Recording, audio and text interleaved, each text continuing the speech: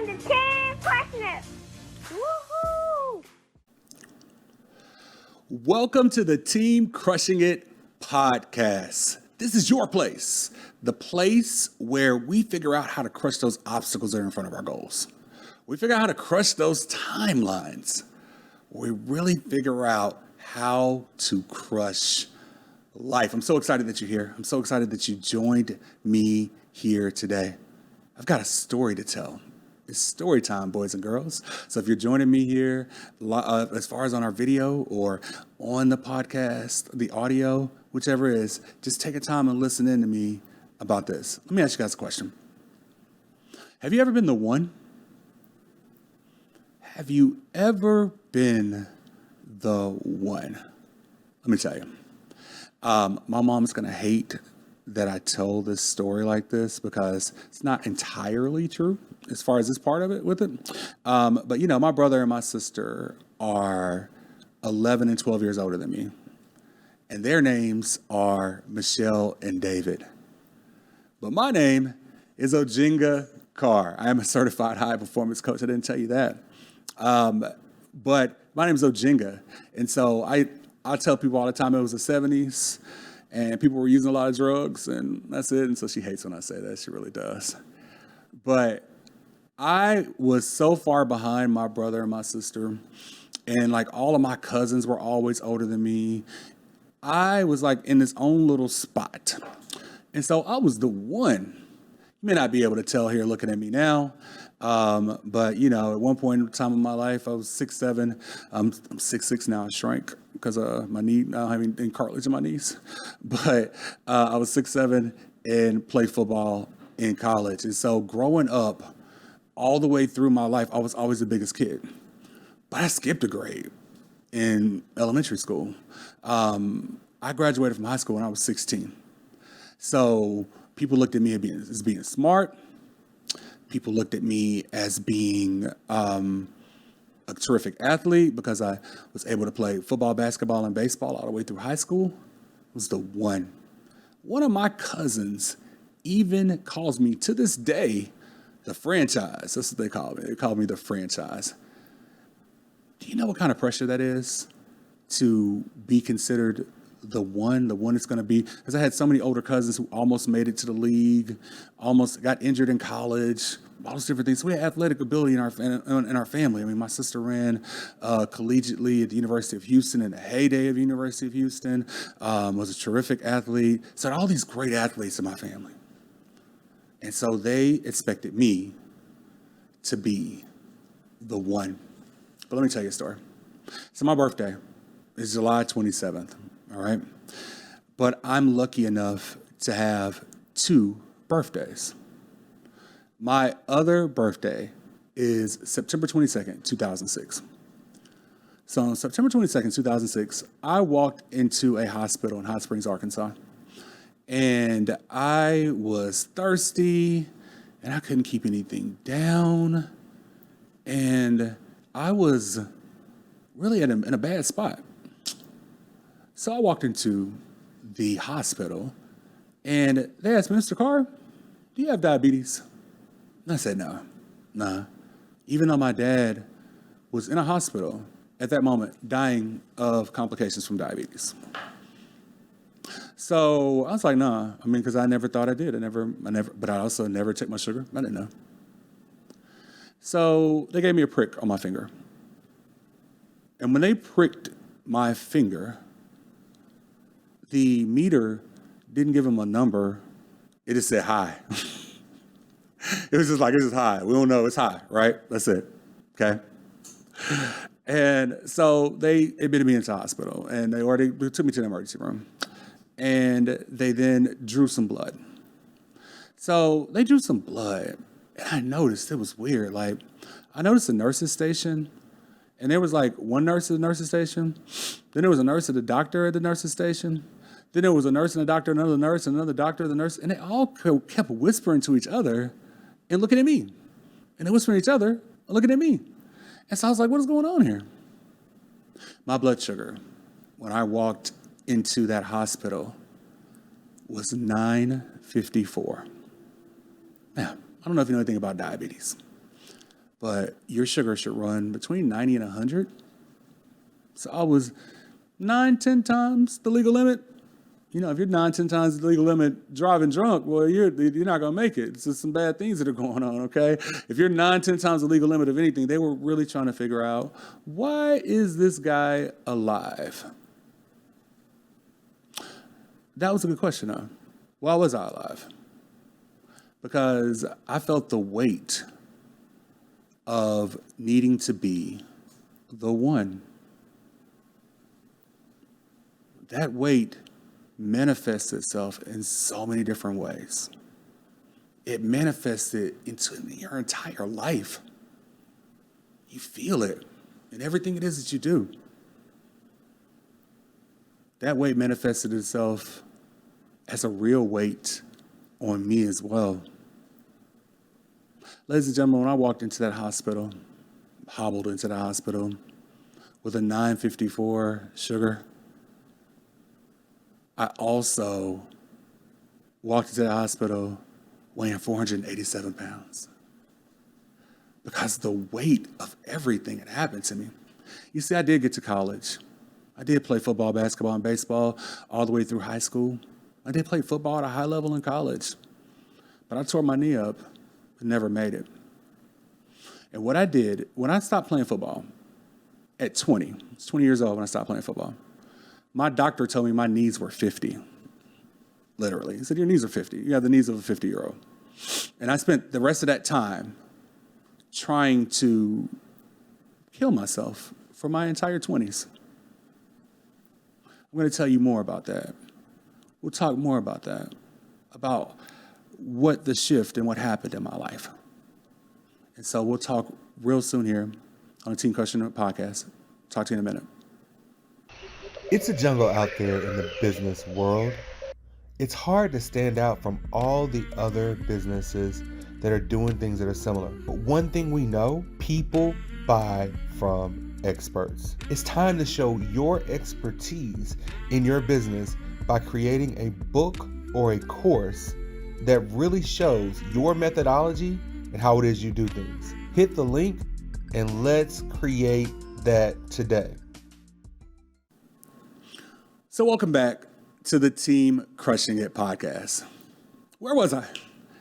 Yeah, okay. I was 487 pounds and 954 sugar and laying on a hospital bed in Hot Springs, Arkansas. But it's not where you are at the moment that actually creates what it is that's happened. It took years and years and years of me not caring about myself, not valuing myself, to get to that moment. So the doctors and the nurses, they're all trying to figure out what to do with me, because not only did I also have this intense situation, I also had no insurance either. And so it's probably a bad idea to get fatally sick with no insurance. So they were just trying to figure out what they were going to do with me. And so I was at a real low point at that point in time. And so I was laying there, and my mom was a soldier. She really is. I told you, my dad was in the hospital, critically ill, in Little Rock, Arkansas, about 40 miles away. She heard I was in the hospital. I called her and told her that they were checking me in, and it was within an hour and a half that she showed up at the hospital. And so at that point in time, I really thought it might be okay if I don't make it. Maybe I wasn't meant to be anything more than what I had been in this world. Maybe all those things that people thought of me were wrong. Maybe they thought I was going to be, maybe being a failure was okay. And maybe just, and not just failing, but staying in failure. But I looked at my mom, and what I saw in her eyes changed my life, because I realized I was killing her. And so at that point in time, I found something worth fighting for. Write that down. Not if you're driving in your car somewhere or whatever, but write that down. something worth fighting for. Because that's what it is that we need in our life to move forward. And so at that point, I bargained with God. Ever bargain with God? I had bargained with God before in college, I was like, man, if you let me get over this hangover, I promise I won't drink again. If that test is a minus instead of a plus, it would be really great right now with that, those things, right? But I really, really bargained with God at that point in time. I said, look, if you allow me to get through this, I will change. I will do something different in my life. And I'm in it. Now, does that mean that at that moment that everything was good, that everything magically happened for me? No. What happened is what I like to call the 3-pound difference. So what's the 3-pound difference? One of my favorite movies is Jerry Maguire. My kid on there. Did you know the human head weighs 8 pounds? Do that. Did you know that the human brain weighs 3 pounds? It does. The human brain weighs 3 pounds. The average human brain weighs 3 pounds.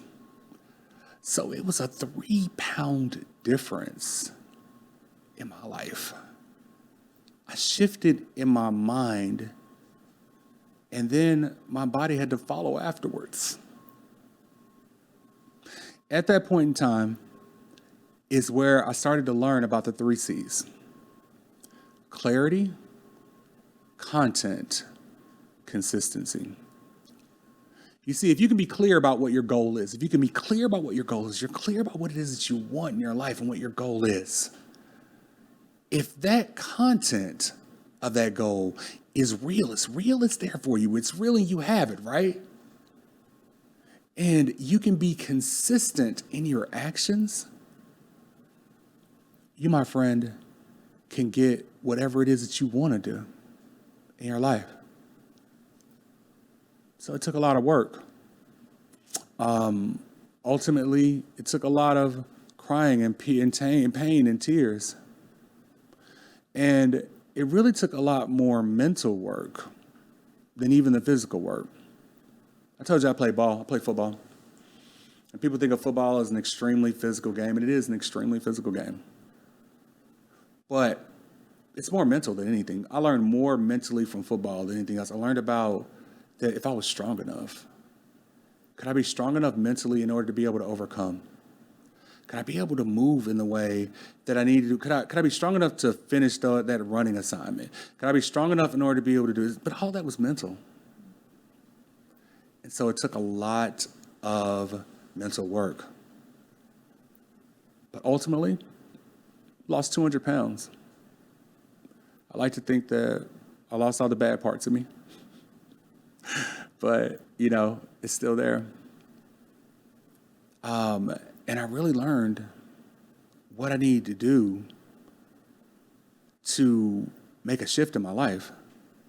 Because let me get you to understand, I was starting at rock bottom because I had a $250,000 hospital bill that came from that and no insurance.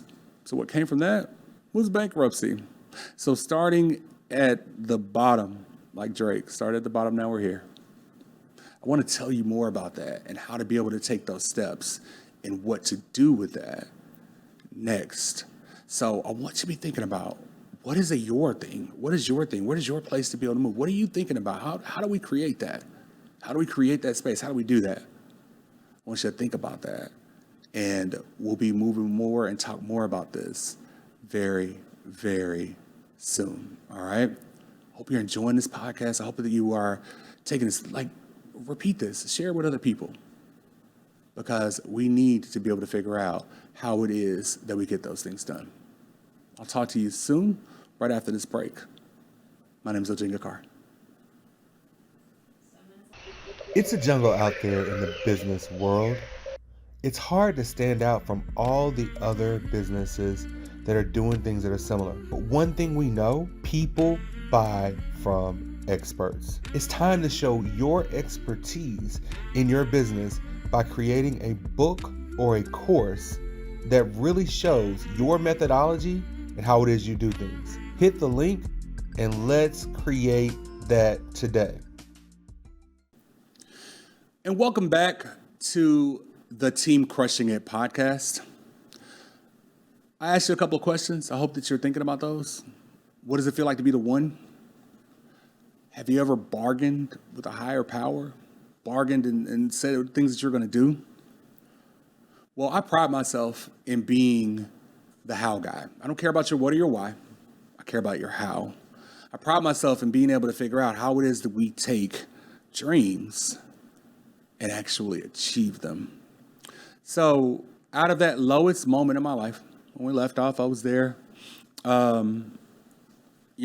bankrupt and facing a real health challenge at, only, 30 years old? Only 30 years old or so with that. And so that was a real issue in my life. I didn't think I would see this time.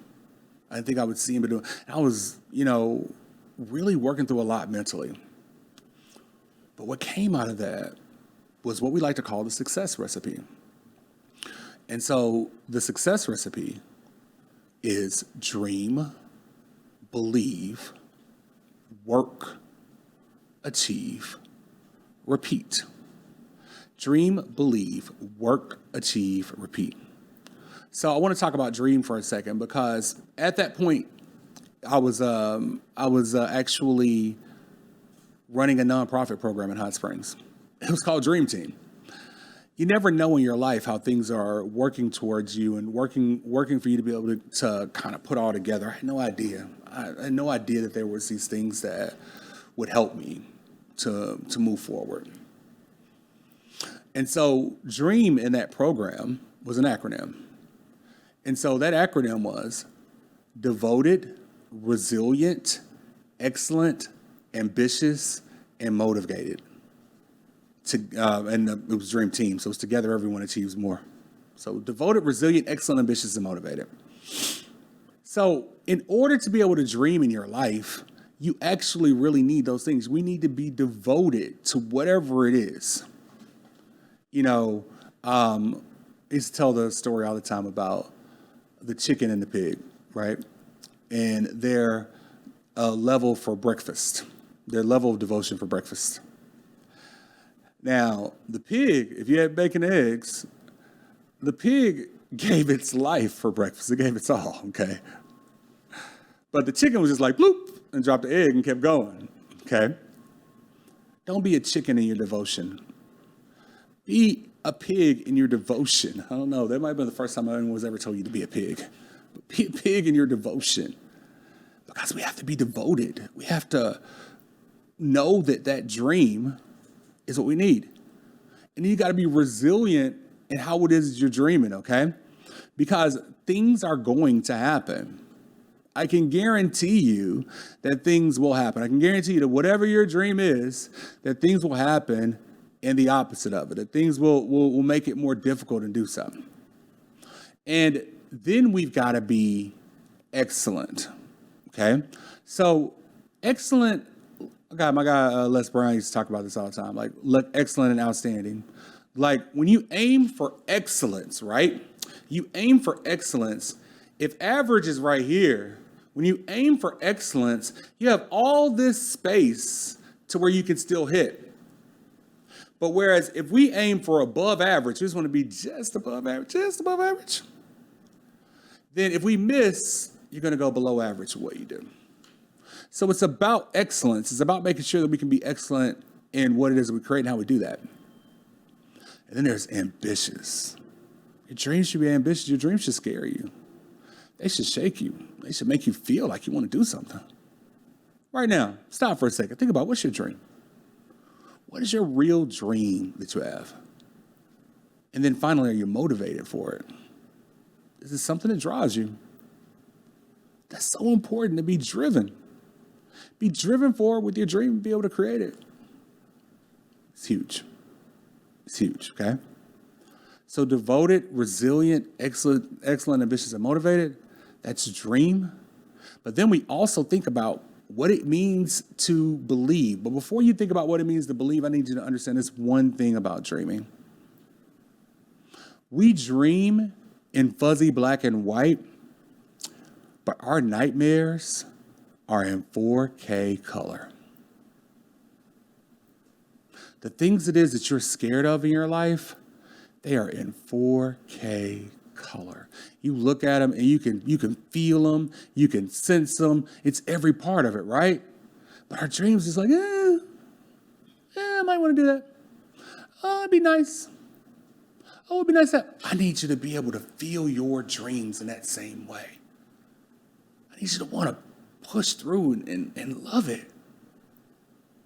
Can you do that for me? Can you do that for me with your dreams? How you do that is that you believe in them. You believe in your dreams, okay? So by believing in our dreams, that means you are convinced. You are resolute.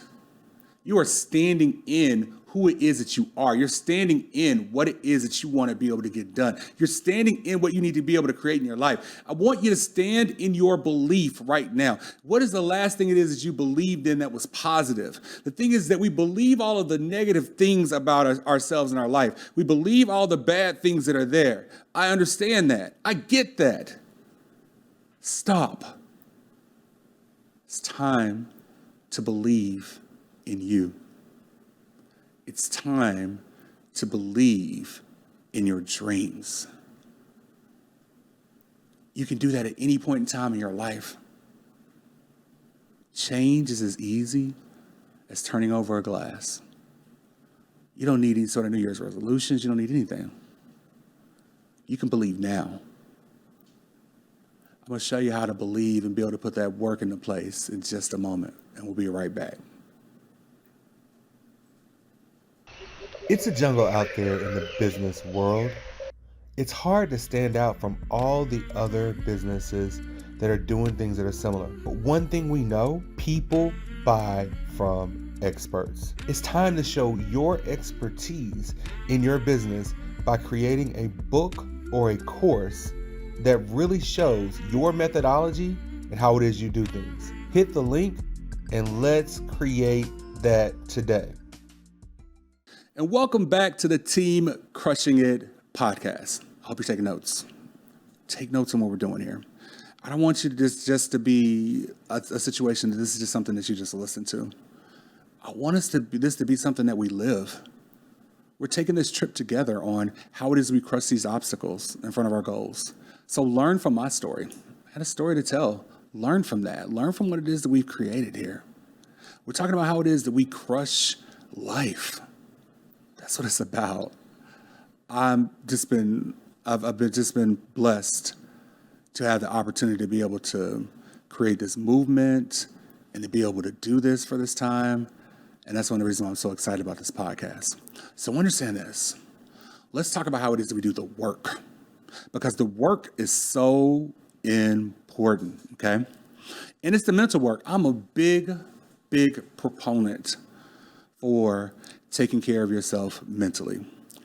And the reason why that is because I've suffered through depression, through all these different things, these feelings, because the feelings of not having self-worth. So you got to understand that even losing 200 pounds, for a long time, I would still look in the mirror and still see the same dude. Even now, I'll go back and I'll look at a picture and I'll instantly feel those emotions. Just even the thought of it, just now, right now, I'm being completely transparent. This is my window pane here for you. Completely transparent. I'll feel those emotions and feel that and feel like what got me to that moment and what happened with me there and how did that happen and where did it come from? All of that. But you've got to do the work. So understand this about the work, okay? You need to be able to ask yourself 3 questions about the work, whatever it is you're doing, okay? Is this something I can do? Is it something I can learn? Or is it something I can delegate? So think about the things that are in front of you for the work towards your goals it is that you want to get done. Is it something you can do? Is it something that's in your wheelhouse? It's something that you like to do, you can rock it, you can make it happen, right? Is it something that you can learn? Is it worth it for you to learn and know and be able to know how to be able to create it and do so? Is that worth it? Is it something that you can delegate? We should have things that we are giving to other people, things that for them to be able to do. So I say we many times, right? But for the longest time of my business, it was me, myself, and I. That was the we. It was all we had a board meeting. We talk about it, and we argued with each other. We fought, all of that. Okay, me, myself, and I. But I recognized my business changed in my life when I started allowing other people to be able to help. When I stopped having the entrepreneur defect. The entrepreneur defect is when you think that you know it all and that no one can do it better than you, or no one can possibly get to the place it is where you need to go. Okay? So what I need you to do is what we like to call have a level of acceptability, okay? I recognize all of you are rock stars, and so you do it right here at this level. I recognize that, right? Then what we have to do is look at and say, all right, what is the level of acceptability of the task? So if it's anywhere in this area, those of you that are writing, imagine that I'm raising my hands and showing it, or that you're watching that you're listening and not watching on video. If it's anywhere in that area, that is the level of acceptability. We got to find ways to be able to do the work. Okay? We got to find ways to be able to do the work. So once we do the work, now we've achieved it. We've achieved the goal. What are you going to do to celebrate it? What do you have that is sitting, waiting on you at that finish line? Do you know that that's like the thing? It's the thing that motivates animals, and we're just big animals. It motivates everything, is being able to say, what is the carrot at the end of this? What is the thing that, because if you're just doing the work just to do the work, if you're not actually doing the work in order to be able to create, then what are we doing it for? Why is life worth living? Once I found something worth fighting for, I then needed to understand, why is life worth living? Why am I here in this space? What is it that's going to happen for me that does that for me? Does that make sense? I hope that makes sense for you. I say does that make sense a lot of times because I'm used to being in front of people. But I want you to nod right there with me. If it makes sense, then hit us on our pages, our social media pages, if that makes sense. If that makes sense, then share this video, share this audio. Say, hey, this guy, you got to check it out. Because what I'm trying to do is set the stage for you to be able to figure out how it is that we dream, believe, work, achieve, and then repeat. The repeat part is awesome because we have to put systems in place in order for us to be able to do it. We have to put systems in place. We have to know what it is that we need in order to be able to repeat. It should not be a lucky strike. It shouldn't be a lucky strike that you made it in your life. Luck is where preparation meets opportunity, right? What are you prepared for in your life? What are you preparing for in the next 3 months right now? What are you preparing for? What are you creating? What opportunity is going to come in front of you? Friends, I appreciate you being here. I appreciate you being a part of this community, this Team Crushing the community, because you're officially a part of it. My dad said something great. He said, we are a family related by affinity, if not through consanguinity. That meant that we are related by the love of that we have something, even if we're not related by the fact that we have the same blood. Let's do that love, and let's keep rolling. Keep crushing it.